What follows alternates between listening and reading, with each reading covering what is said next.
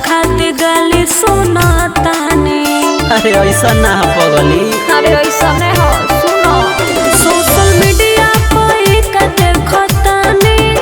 खाली जात खाते गाली सुना ताने। सुनो दू चार दिन के नया नया लइका कर बहिनी के तोरे रंगदारी। जहिया धरा जाई हाथ कमाई नहीं बाप महतारी। जहिया धरा जाई हाथ कमाई नहीं बाप महतारी।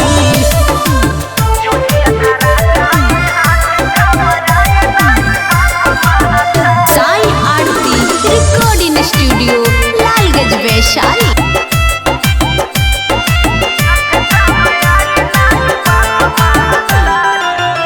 भोजपुरी में खाली जाति वाद होता, अपना जाति खाते खाली विवाद होता। अरे ऐसा ना पागल, सुनो झूठ में सबके हु करता लड़ाई। जब चमरान पासवान भाई भाई। दू चार दिन के नया नया लइका कर बहिनी के तोरे रंगदारी। जहिया धरा जाई हाथ कमाई नहीं बाप महतारी। जहिया धरा जाई हाथ कमाई नहीं बाप महतारी।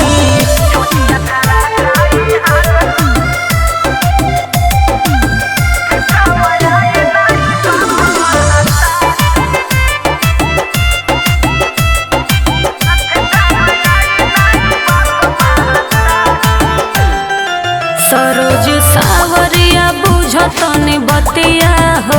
हम धड़केला धक धक छतिया हो।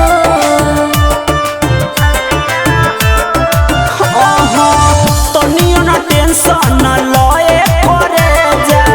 कोरी रंगदारी ओकर पार देह भेजा। दू चार दिन के नया नया लइका कर बहिनी के तोरे रंगदारी। जहिया धरा जाई हाथ कमाई नहीं बाप महतारी। जहिया धरा जाई हाथ कमाई नहीं बाप महतारी।